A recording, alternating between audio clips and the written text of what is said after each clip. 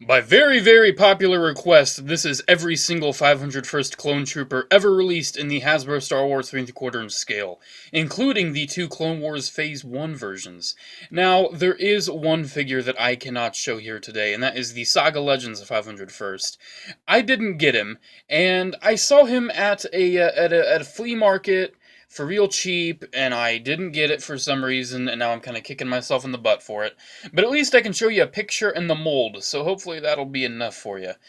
So I think what we should really go over first are the Phase 1 versions, because, well, Phase 1 came first, right? Even though, like, this is the first Phase 1 Clone Trooper of the 501st, released back in 2008 for the Clone Wars movie, and released as a Walmart exclusive. This figure is really cool. It's still one of the best here. I really do like the helmet sculpt, even though I think they kind of improved it a little bit with the next one. The shade of blue is real nice. I do enjoy the shade of blue. And while mine does have a little bit of blue missing, it's no problem. I do enjoy this guy quite a bit, and I got this guy as a gift years ago from a friend, and I really do appreciate him. His articulation's really good. Ball joint at the head, ball hinge, ball hinge, ball hinge wrists, which is very rare for clone troopers oftentimes. Nice waist, only swivels at the hips, but that's basically Star Wars 3¼ for you. Ball hinge and ball hinge. Certainly a really nice figure, and certainly one worth adding to your collection if you're a Clone Wars fan. The second Clone Wars Phase 1 501st Trooper was released in two ways. One way with a speeder bike, and another way in a Republic Troopers battle pack. And this is really, really nice. I actually enjoy the color of blue even more on this guy. I really do love dark blue. It's my favorite color.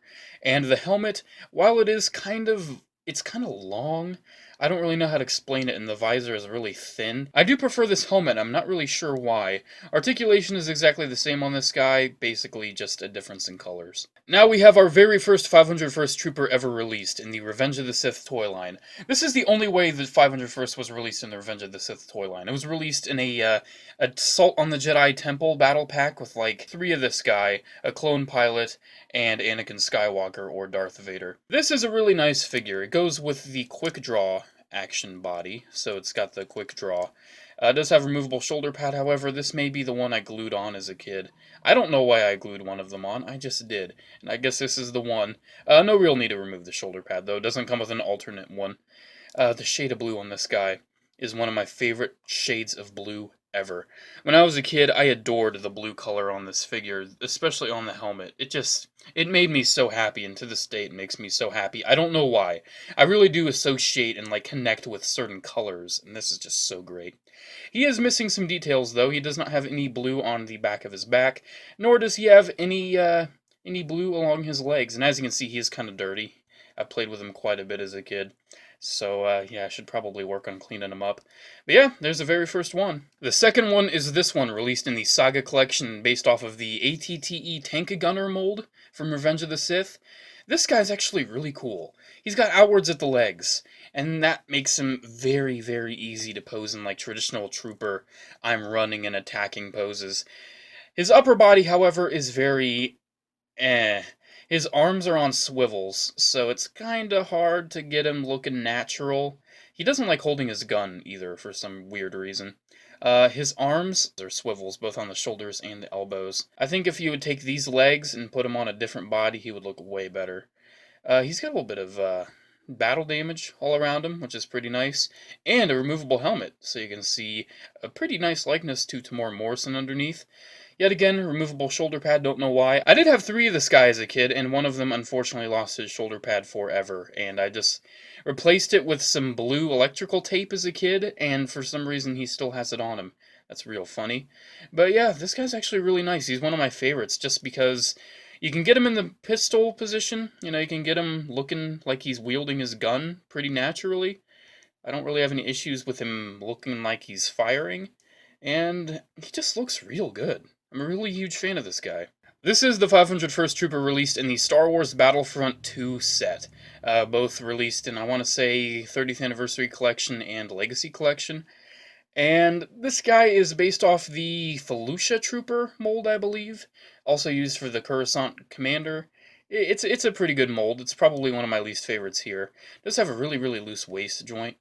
Removable helmet, which does have a Tamora Morrison likeness, the same one underneath. Articulation is basically the exact same as, what you would expect with 3 3/4 inch. However, he does have a little ammo thing on his arm, which is kind of inaccurate, but hey, they lended the mold, it's gonna have that. This one does have the back and the legs, so at least they got that right. Now we go on to my absolute favorite, the Saga Legends Clone Trooper.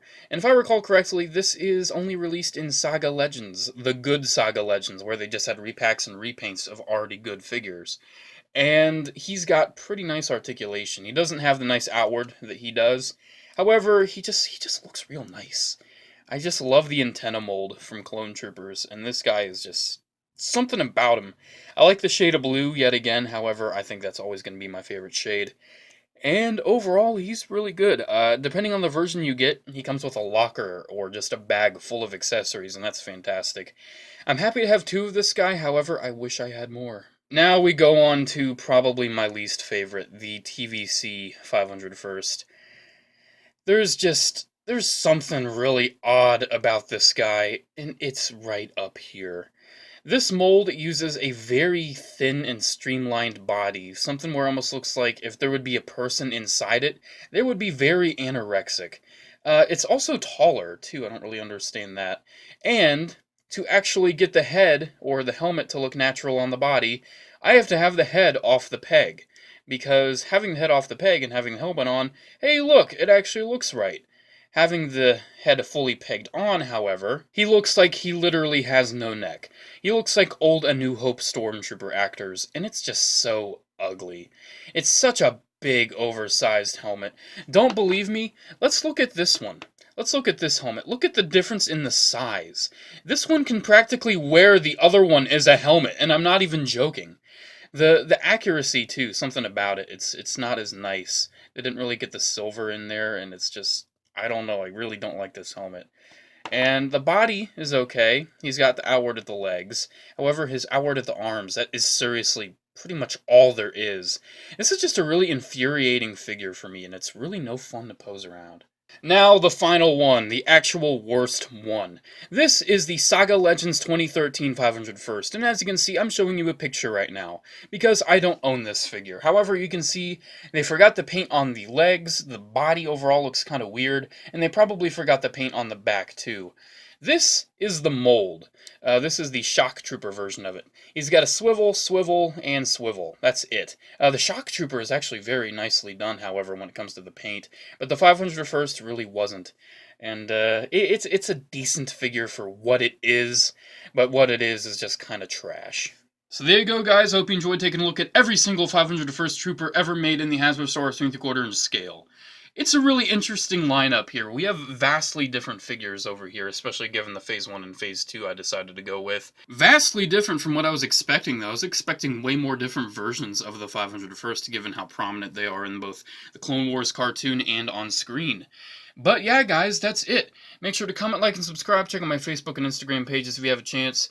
Have a good day, guys, and as always, watch out for those wrist rockets!